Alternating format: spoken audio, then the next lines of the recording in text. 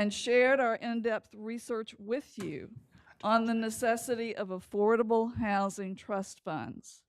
We support the comprehensive plan the steering committee is developing with Mr. Davis and the consulting firm, as long as it includes an affordable housing trust fund and a plan for both initial and ongoing adequate funding.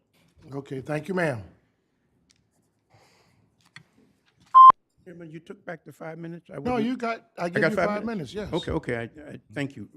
Reverend Charles Hayward, 4037 Gift Boulevard, Johns Island, South Carolina, and certainly a member of CAJM.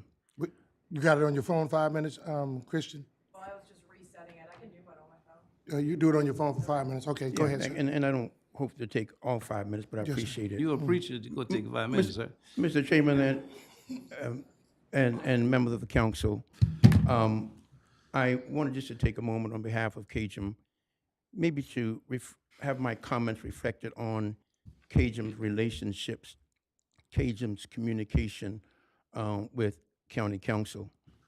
You just heard that CAJM affirms the housing plan that you're working on is widespread, well-studied, and well-representative of covering a gamut of issue when it comes to the critical issue of housing here in the Charleston area. And so please know that we support that.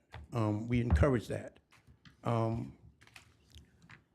Sometimes we've been made to feel as if we don't appreciate anything that council does or have been doing, and that nothing could be further from the truth. And so the first comment is, we certainly support this overall plan that you're working on. Secondly, when it comes to our relationship, we're concerned about how we've been characterized, either said, unsaid, spoken in public, spoken in private. And we want you to know that some of those negative characterizations we feel is mutual in terms of how CAJM experienced how CAJM experienced all of you. I don't want to make any distinctions here. But no, we don't feel sometimes welcome, respected as taxpayers, as voters, professional men and women who have years of corporate, nonprofit, governmental education experience who come to this conversation about affordable housing intelligently because we've been studying it for 7 years. And so when we don't get the appreciation for the contribution we seek to make, we feel much like you would feel when you feel disrespected or unappreciated. And so the third point would be what we've been asking for. You just heard again, 7 years, we've been asking for one thing, never intending to suggest that it's the only way to resolve the housing crisis. With us, CAJM has been one component of what your plan suggests, the need of 29, 30,000 units. If we can all agree on those numbers, 29 to 30,000 units, it means that we're on the same page. And so CAJM can support the overall plan. But I tell you, we're gonna get excited when we know that there's a housing trust fund included in those plans.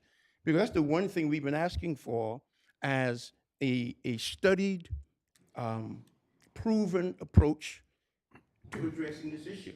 800 housing trust funds across the country.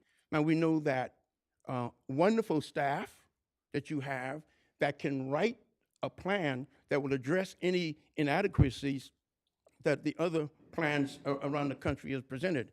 Thanks be to wisdom of being able to draw on people who've already done it so that we won't make some of those same mistakes. I close with this comment, and I've said this to you before. Of the 400,000 residents of this county, 9 people have the authority of the office, the power of the people's vote, the responsibility of the duties, the resources of the taxpayers' dollars, and most of all, the privilege of providing housing for family that are in need. We trust that the future is bright, that we have a working and partnership relationship.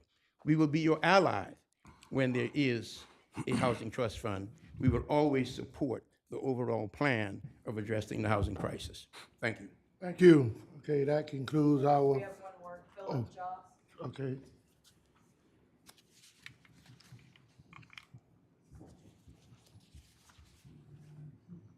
My name's Philip Jose. I live at 2104 Wapu Drive on James Island, 29412. I'm a member of CAJM as well. I've made the mistake of following Reverend Hayward and our other eloquent speakers. This was not wise on my part.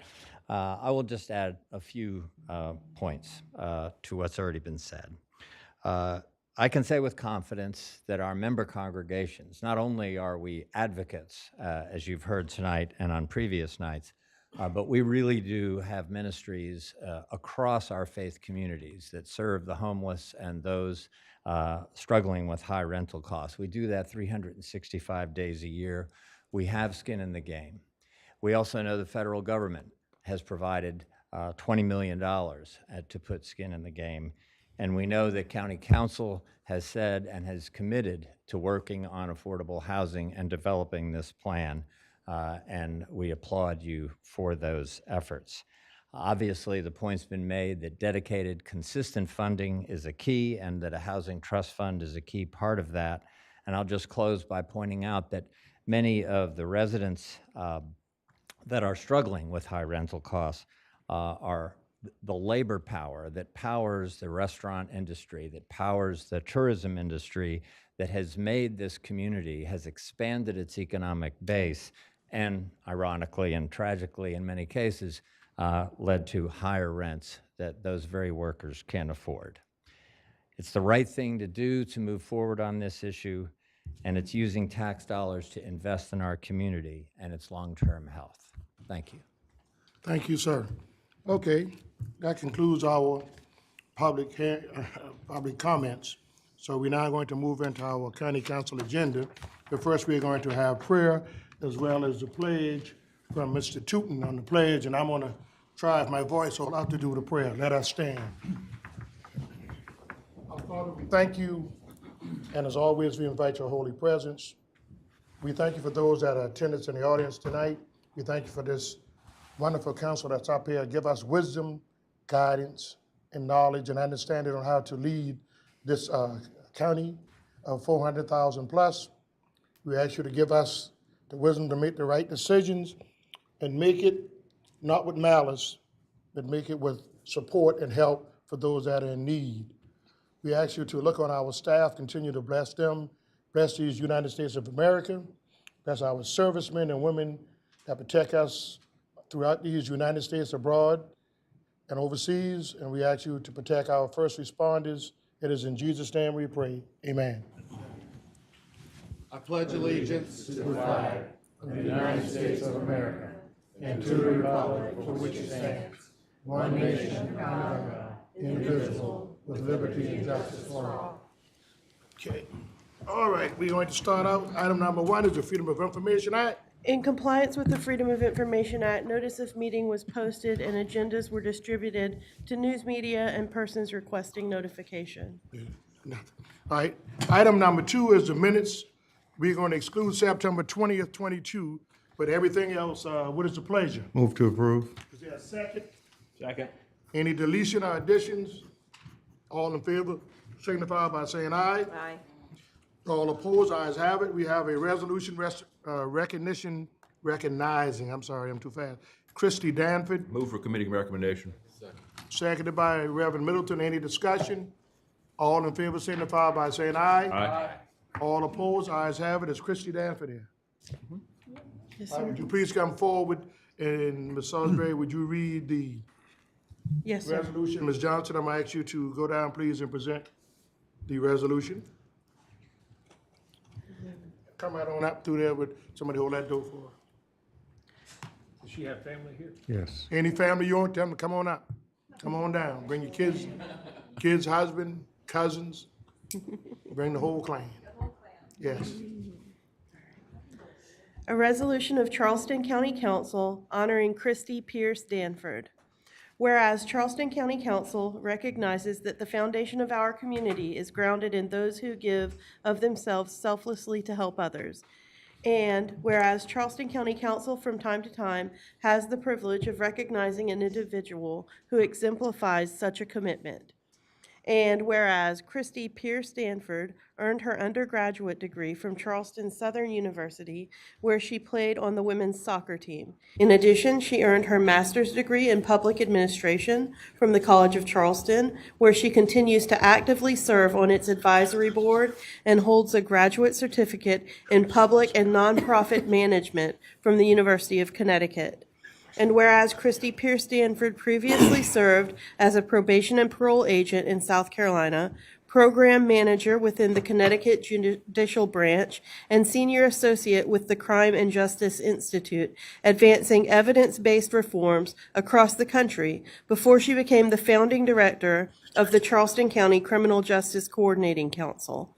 And whereas Christy Pierce Stanford conceptualized and led the county's John D. and Catherine T. MacArthur Foundation Safety and Justice Challenge Initiative, garnering over $6.4 million. And whereas Christy Pierce Stanford led CJCC's transformative efforts to safely reduce jail use, face inequities, and engage the community in improving the local criminal justice system.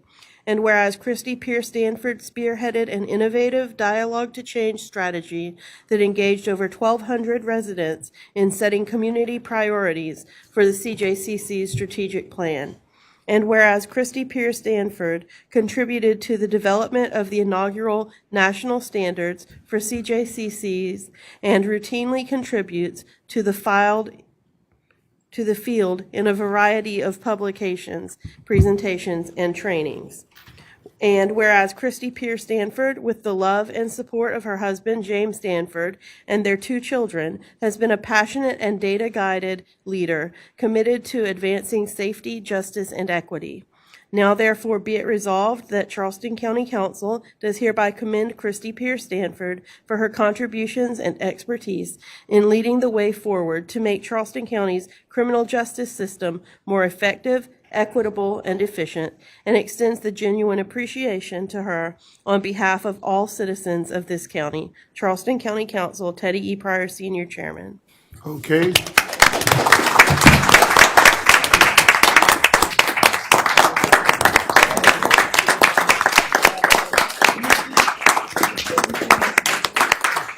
Ms. Stanford, I'm going to give you an opportunity to speak, but as chair of this body, I want to thank you so much. You took this, by the bell horn, and you brought it to where it is, a great program.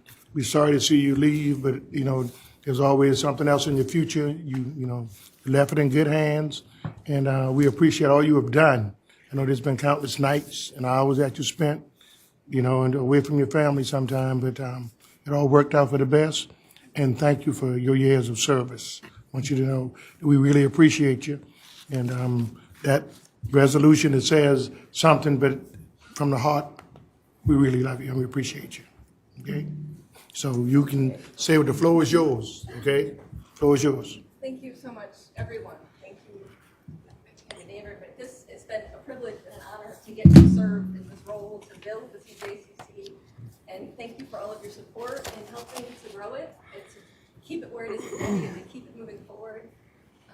I'd like to thank Mr. Keith Smalls, who is our executive committee member, Dr. Jonathan Sell, one of the original executive committee members, and Suzanne Roche from the staff of the CJCC, and DCA Watson for taking us on as you all agreed to move us over from the sheriff's office.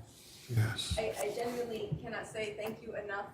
Charleston is leading the way in helping to advance safety, justice, and equity in our state, and much of it is because of the support you all provide. And the community members and the leaders on the CJCC who open their doors and share their data, so that together we can help make Charleston safer, more just, more fair, and more equitable. So thank you. Thank you. Any council member want to make a comment? If any council member want to make a comment, feel free to make a comment before she exits. If somebody wants to make a comment, otherwise, Ms. Johnson. I just want to thank her again personally. I got a chance to meet her some years ago as she came to the roundtable discussion to help us figure out ways how we could reduce time to be spent in the jail, but waiting for their trials, and it was an honor just to be able to see someone working so hard this year. Thank Trying to you. make that happen. Because families want to make sure that their loved ones are not locked up if they don't have to be. Let me give that to you. That's a little token of the county emblem. I wish it was a gold coin, but Mr. Pryor, Thank you. just Thank you. wanting to thank Ms. Danford. I remember years ago hosting public talks, so that she could get the message out as to what was going on as it relates to those who had been unfairly or unduly incarcerated, or even looking at reducing the rates. Moving forward, we spent times in airports together, trying to fly from Washington and various different places, still doing that work. And Christy, I just tell you, you have blazed a trail that will indelibly be a mark in this county for years to come. So thank you for laying the foundation, because I remember the early days when it was just you and you made it happen. And look at what God has done through you. So thank you very much. okay, anybody else? Okay. All right, well, thank you, ma'am. Thank you so much. Okay. Thank you so much.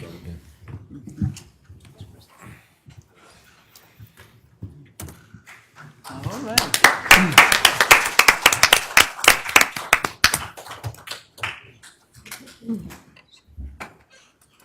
Y'all make sure to keep her phone number intact. We might need her again. All right. Okay, so now we're going to go to item number 3.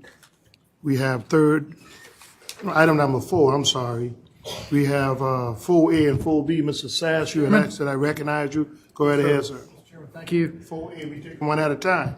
Sir, I would move that, that impervious surface limitations only apply to R4 single-family detached. Second.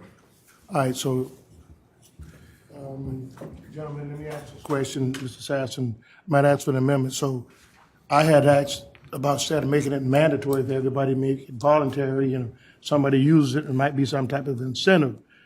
I don't know how council would take that, but a lot of our builders and developers have expressed to me that it could present some type of problem for them, and I don't want to put them in a box, one size fit all. I mean, I think it would be great if we could come up with some type of amendment and have staff craft out if they follow, the regular directions and doesn't want it, they can just do it the regular way. But if they use the impervious surface, maybe it could give them a little bit more, maybe to put a pool in the backyard, or maybe do some more density. So I'm open for discussion on that, but I just wanted to, put that out there because we have to be careful. The market is on a downturn, and I don't want to put these people who have to spend anything more than they have to put these houses up. So that's just what I wanted to do. And if it's staff, is that something that's doable before I ask for an amendment? Joel? Well, it sounds like there's an amendment to what was proposed. We would have, the amendment, it sounds like to me, would have to go back to planning commission. So it would not be something, I don't think that we could just bring back directly to council. So we can amend the motion to say, in order for us to give these things, we would have to take it to the planning commission? Depending on the depth of the amendment that we need to make, the rule is that the planning commission needs to make a recommendation on what council. So I guess we just have to go with the original motion, and we can take something back to the planning commission. I asked them to go back Right. to the planning commission and bring out something. Would that be justifiable to do that? Yes. So before we do that, Hold on, sir, hold on. And on the commercial, I understand that we're still waiting on some information from these different commercial developers and all before we move forward with that one, I believe. Is that the next one, or that's included in this one too? That was included in this one. All right, so you're gonna delay the commercial, but go ahead with the residential? Yes, sir. And ask staff to give us something that we can take back to the planning commission to be some type of incentive. Excuse me, Mr. Chairman. Yes, sir. I think that there's a lot more study that needs to be done on that about, for the commercial.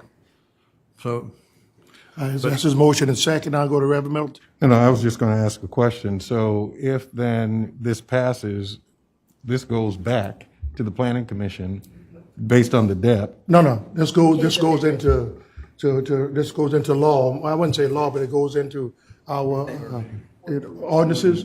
And then we're asking him to go back and ask them to give us something that says, if you don't want to use it, you don't have to, but if you do, you get some type of incentive. Yeah. What is the motion and Yeah, second? I reject the motion. The motion right now is to approve as it is here for us, with the exception of taking the commercial out until we get more information on the commercial. Something about Says about 3A, R4 and single-family dwellings. I thought I heard that. Yeah, that's where, to pass that yeah. Single family, that's all we voted. Can he make the motion again? Go ahead, Mr. Sass. Yes, sir. That impervious surface limitations only apply to R4 single-family detached. Okay, Is that congruent with the language as we have been approving first and second reading? So in first and second reading, it included all of our zoning districts, except for the ones that were outside the urban growth boundary. So now in this motion, it is only R4 and single-family detached? Single-family detached. So that would exclude all of the other. Would exclude all Right, the so other that's, cubits. exactly, that's why I wanted to have this restated, because I reject that motion, because it significantly changes the spirit of this ordinance. but when you say it excludes what, this only industrial, right? Industrial and commercial, and we have several commercial zoning districts. We have our industrial zoning Right, district. and they're asking us to delay, Multifamily, yeah, yeah. We have they're our asking us to delay for till they can bring some more information. So we can either delay this whole thing until we get the information, or pass it for the R4 and come back with the commercial. I think that's what Mr. Sass was asking for. He's even altering the residential portion of it. Right. Is what Mr. Middleton is pointing out, and I agree. This is a major change. This is During the residential part. because he's making it only R4. That's only one category of residential. That was all residential, right? That's one zoning district, correct. R4 is, that's one, that's One our, house every 4 acres. no, it's 4 dwelling units per acre. Four yes. dwelling units. Yes. And so by only passing what he is, how does that change the scope?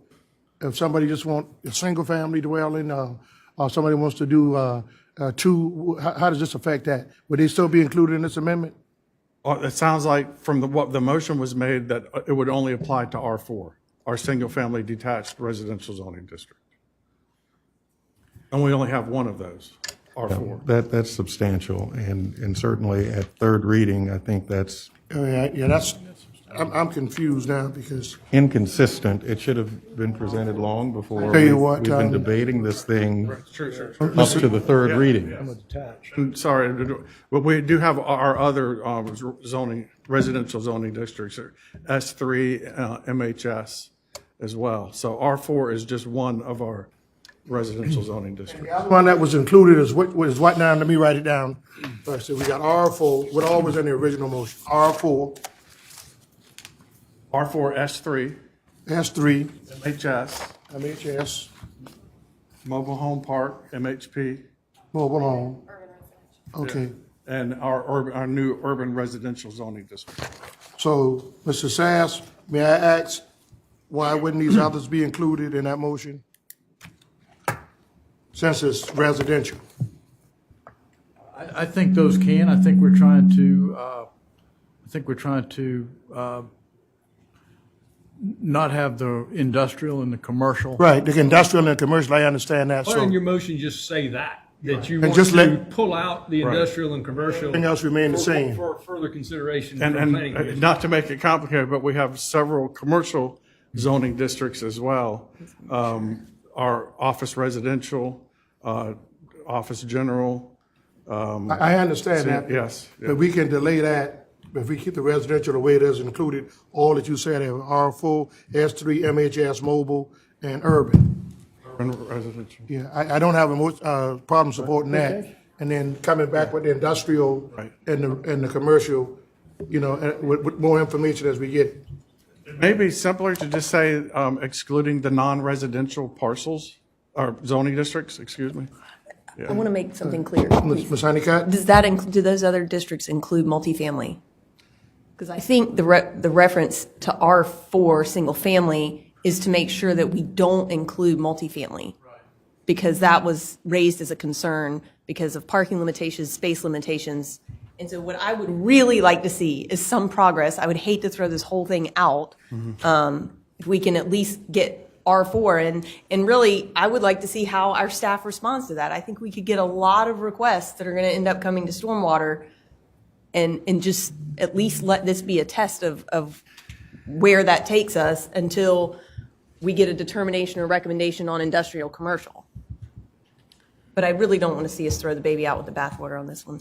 So again, Mr. Chair, Yes. if I may, we've been debating this, we have delayed this, we have sent it back, we've had staff present, and now even in this final hour, we're making substantial change, the very same changes that have been trying to be made along through this entire process on this third reading.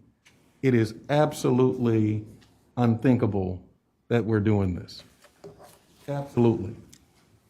And I'm following the ordinance and the proposed changes very closely, even as it related to the motion that was just made. We cannot be so fast until we don't think that people are connected to what this thing is. And so I would, well, let's just vote on whatever has been Hold on, proposed. yeah, I understand what you're saying, Reverend, and I don't disagree. I don't want to spring this on, I thought we were only pulling out industrial And commercial. and commercial.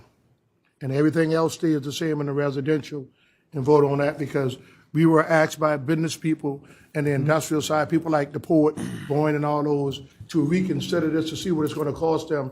I don't have a problem with doing that. So, Mr. Chair, as it relates to the current zoning regulations, there's a threshold, and we don't have the slides, and I don't want to quote the wrong number, but there's already a threshold that commercial 70%. 70%. They have to meet that anyway. So that does not tie their hands in this ordinance.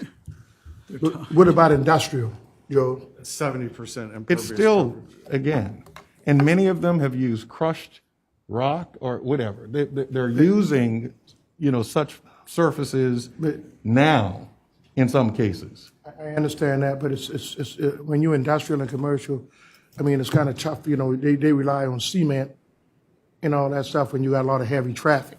But we're saying they already have a threshold now of 70%. That's correct. What does this ordinance do to change that? It changes in the industrial commercial, it changes that to 50%. Right. With the ability for that to go up to the 70% if you get stormwater approval. And Mr. Swears? I still feel like if we try to water this thing down, we're simply saying, okay, on your commercial area, you can go ahead and do what you want. You don't have to handle it, your own runoff. Your neighbor will have to handle it later when they want to do something. That's the way it seems to me. We're not saying even the 70% is an impossibility. We're just saying it takes a step to get there. And I think that's reasonable. Some sites are just not appropriate. And we shouldn't say, well, it's not appropriate, but we want it to happen anyway. So then when we do that, what happens? Somebody's got to deal with the water. It's going somewhere. To me, it's a realization that we can't just keep letting the neighbor deal with it. And I think this is a good proposal. Anybody else? Mr. Werman, and then I come to Mr. Sass. Yeah, Joel, you'd mentioned something that I was reading over the ordinance and maybe got tripped up on. When you say you can get back up to 70% based on planning approval, are you saying that's an administrative approval that's not through the BZA? Correct. Okay, that's where I thought it was, and I was trying to read the statute and Yes. can't read straight, so thank you. All right, Mr. Sass. Thank you, Mr. Pryor. The thing is, I think that our stormwater department now is doing a good job on commercial and industrial, and I just don't think it should be tightened down more on them. Right. I really do. I think that if we're going to try that, we need to do a lot more studying to determine that. And multifamily, industrial and commercial. The other residential zonings that we discussed, I think we're okay. But as far as industrial and commercial and multifamily, I think it's a big stretch to throw all them in there at the same time. I think some more study needs to be made for those. Okay, so, Joe, let me ask you this question, Mr. Evans. So if we take out industrial and, commercial, does that have to go back to the planning commission or that comes to us? No, the council can do that. Council can do that. Because that's at just a later- deletion of what was recommended by. And so when the it's- information comes back, then we can act on it at that time. Like, if the information comes back, we can act on it without having to send it back to the planning commission. If information on. Say for instance, these industrial people and commercial people come in and show us some information, he says, well, you know what? We just gonna leave it the way it was, or we gonna make some changes. We won't have to go back to the planning commission, will we? Depends on what the ordinance change, what's being requested by the industrial and commercial development community and what we're hearing. I mean, if the motion is to not include industrial and commercial, council can do that today. If we're being instructed to get with the development community and look at other alternatives, that may have to go back to the planning commission. Okay, so, all right, I got you. Mr. Swayze? Teddy, I think basically to summarize, he's saying we can exclude tonight, we can exclude Right, that's what I commercial want and to know. industrial. We can Right. exclude those Right. and still move forward with the residential portion. That's what But I'm if we exclude those two, that means third reading is no longer pending on those. That has to come back through the planning commission. The planning commission gets another shot at something. Because I don't know what would be instructed to be looking at incentivizing other than what's written in the ordinance today. So that would be an amendment change in the text of how it would be administered to commercial and industrial, and the planning commission would need to look at that. I mean, I personally support as is, but I am, if it takes my vote to get there, I'm willing to say just a residential. Sounds reasonable. Amend my motion to include just the residential. Just pass residential as is? Yes, sir. And exclude the commercial and industrial? Yes, sir. All right, I'll second that. yeah. Does his residential include multifamily? The residential includes multifamilies? R4, S3, MHS, Whatever he's got on there, yeah, whatever he's got. Okay, URZ. yeah. I got all those, okay. And I do want to just for clarification purposes, the overlay districts were mentioned in there as well. So we have overlay districts that are residential, and we want to make sure that Okay, that's so that we fine. know how to administer it. And I want this council to understand, this is only in the unincorporated area. This has nothing to do with other municipalities. Right. Okay, so, so if North Charleston, City of Charleston, James Island, Mount Pleasant decide to do something different, they can. This is only in the unincorporated area. That's correct. Okay, all right, so that's the motion on the floor. Ms. Moody? I support this. I mean, I wish organizations and citizens, for that matter, would engage earlier. But we have been engaged by large employers, the State Ports Authority, chambers, the real estate developers have all said, guys, you've got to stop what you're doing. We don't know what this is going to do to our projects, to our ability to develop real estate that's going to entice future employers and future businesses. I'm still not convinced that including all of R4, this is something I can vote for. I haven't voted for this the whole time because I'm convinced still that I think this is going to hurt the least among us. But I hope I'm wrong, and I would be happy to eat crow if I am. But we have heard loud and clear from a huge contingent of the business community that says, commercial and industrial, you've got to stop what you're doing and let us get in there and help you negotiate, work out something that's going to work for us, instead of shutting everything down, which is what they think this will do. This would be wise to exclude commercial and industrial, send the rest of the stuff forward, and let's get the people who actually do the work in here to help us instead of advocates. Thank you. Thank you, sir. Thank you. Ms. Hadigat? I find myself somewhat in Mr. Schweers' shoes here in the sense that when we looked at those heat maps of unincorporated donut holes, me and Ms. Johnson's residential districts were the most affected by the worst flooding. We saw it a few weeks ago when the hurricane came through. We have to do something for those people. It is not enough to sit by and keep kicking the can down the road. And so I absolutely wholeheartedly support at least moving forward with the residential. And while I can stomach trying to do some study, I really would like if we can put a timeline to come back and address the commercial and industrial. I'd say we give them up to 30 days. They should be able to have that in 30 days. Do you think that's fair with everybody? To bring it back. Maybe not 30 days, maybe 6 months, whatever it is. Schedule 30 I would days. like this to come back up, not being we kick it down the road and nothing happened. But thank you. Okay. All right, well, we set the planning ASAP and then see what it says back to us. How about that? Yeah, it was exactly. Staff can be working on the commercial and industrial. Okay. We'll get with the development community. We'll can you work with the contact planning the- commission, and it'll come when it comes. And we want to be sure that we bring a product that's Thank you. that's been vetted. Thank you. Yes. Mr. Swears. Mr. Evans, just to clarify, at least my interpretation is that we're not saying send it back for reconsideration on commercial and industrial and make it meaningless. We're saying if the actual owners, landowners in interest have ways that we can do it a little bit differently, yes, we're open to that. But the results, the final goal Yeah, hasn't changed. that's correct. Okay. That's the way I'm taking it. All right. Okay, so is everybody? And I just want to say, I think it's a good idea to to pull all of the residential zoning out, because, We move forward with the residential. move forward, just, Pull out the commercial and the pull out industrial. and move forward with the residential, because when we have commercials, especially, right next to a Neighborhood. a neighbor, a house, the water just runs down, and it's not fair for all that water to just go right on the people who have been there the longest. I really have a problem with that. And I know I've talked to the city about when they require these houses to be raised, and next thing you know, all of the water is coming down off of that piece of property right on the people who were there the longest again, and is on level property. So we really should consider the folks who have been in the community all the time.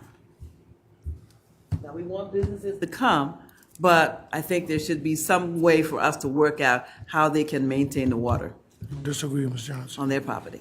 If I could just, for one more clarification for staff, you're excluding commercial and industrial, and multifamily is a form of residential. Multifamily Okay. is still part of the residential. Right. Okay. I understand that. And Ms. Johnson sent me some pictures after that rain we had That's the right, other day. 'cause And her yard was flooded in front. Anyway. And I know she felt bad because she said somebody behind her or somebody built something and all the runoff ran into her. So, yeah, we got to take care of these residential districts. Family was excluded. What I wrote for the motion was single-family residential uses only. No. I don't know if Amended that. Mr. He Is amended Mr. that. Sass, so multifamily is Residential's included? lumped together. All Residential residential. left in one. Okay. Yeah, because he amended that. Oh, okay, All right. okay. So all in favor of Mr. Sass's motion signify by saying aye. Aye. All opposed? Ayes have it. Okay, we move now to, I have to read the oh, word. I'm sorry, yeah. An ordinance amending the Charleston County zoning and land development regulations ordinance number 1202 as amended to incorporate impervious surface limitations at the following document locations: Chapter 3 Development Review Procedures, Chapter 4 Base Zoning Districts, Chapter 5 Overlay and Special Purpose Zoning Districts, Chapter 6 Use Regulations, Chapter 7 Form-Based Zoning District, Chapter 8 Subdivision Regulations, Chapter 9 Development Standards, and Chapter 12 Definitions as amended. Mr. Okay. Darby? Aye. Ms. Honeycutt? Aye. Ms. Johnson? Aye. Mr. Middleton? Mr. Moody? Aye. Mr. Sass? Aye. Mr. Schwiers? Aye. Mr. Werman? Aye. Aye. The ordinance passes third reading as amended with 9 ayes. Okay, 4B is adoption of the latest editions of mandatory building codes. Third reading, Ms. Salisbury. An ordinance amending Chapter 4 of the Code of Ordinances, Charleston County, entitled Buildings and Building Regulations, and Chapter 8 of the Code of Ordinance, Charleston County, entitled Fire Prevention and Protection. Mr. Darby? Aye. Mrs. Honeycutt? Aye. Ms. Johnson? Aye. Mr. Middleton? Aye. Mr. Moody? Aye. Mr. Sass. Aye. Mr. Schwiers. Aye. Mr. Werman. Mr. Pryor. Aye. Ordinance passes third reading with 9 ayes. All right, second reading is item number 5, Historic Preservation Ordinance Amendments. Ordinance amending Chapter 21 Historic Preservation of the Charleston County Code of Ordinances to remove the requirement for owners of property within proposed historic districts to obtain approval for certain zoning permit applications, to create an administrative process for minor amendments, and to clarify application filing procedures. Mr. Darby? Aye. Mrs. Honeycutt? Aye. Ms. Johnson? Aye. Mr. Middleton? Aye. Mr. Moody? Aye. Mr. Sass? Aye. Mr. Schwiers? Aye. Mr. Werman? Aye. Mr. Pryor? Aye. Ordinance passes second reading with 9 ayes. Okay, we move to item number 6, which is consent agendas A through H. What is the pleasure? Approval. Is there a second? Second.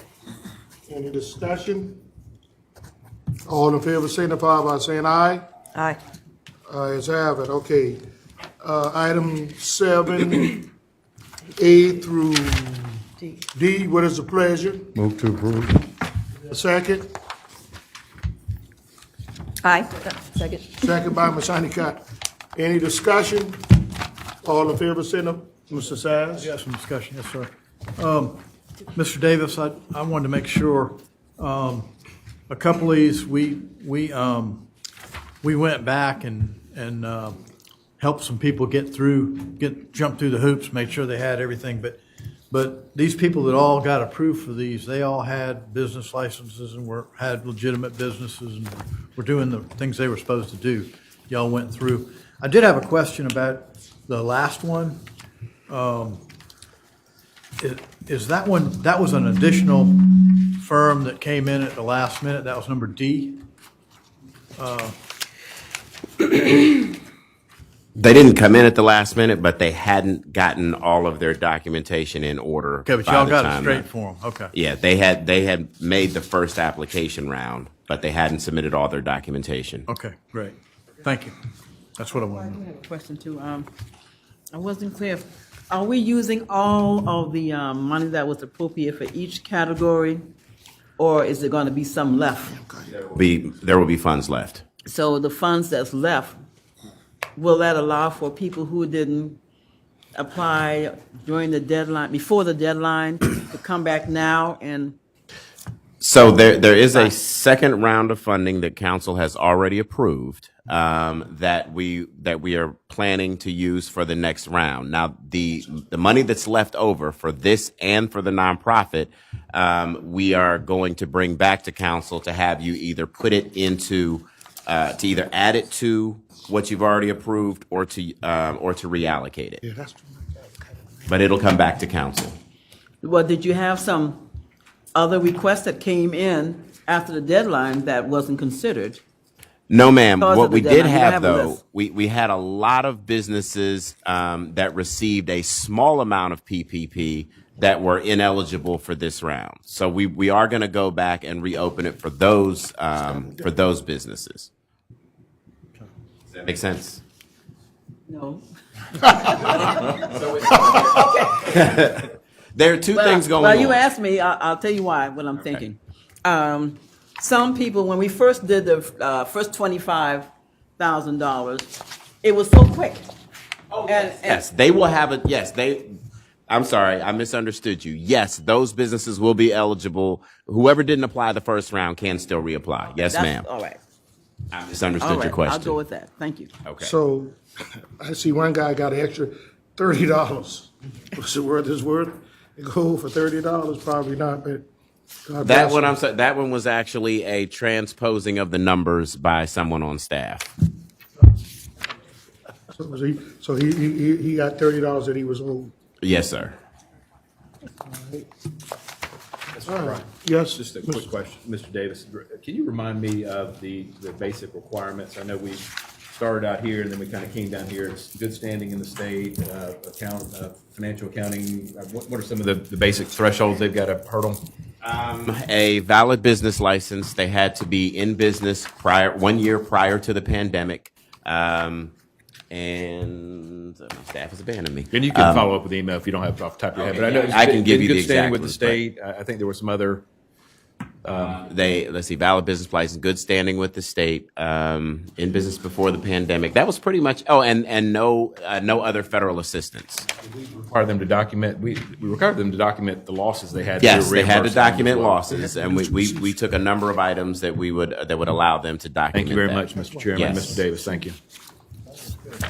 Okay, all right, so is everybody, the motion has been seconded, any discussion? All in favor signify by saying aye. Aye. All opposed, ayes have it. That concludes our agenda. I'm going to my left now for council comments. Mr. Werman, Nothing for me tonight. Thank you, Mr. Mr. Chairman. Moody, Thank you. Mr. Sass. Nothing for me. Ms. Johnson. Okay, Ms. Honeycutt. I was just going to say, I don't think we've had a 9-0 streak on our agenda in a long time, so it's great to work with everybody. All right.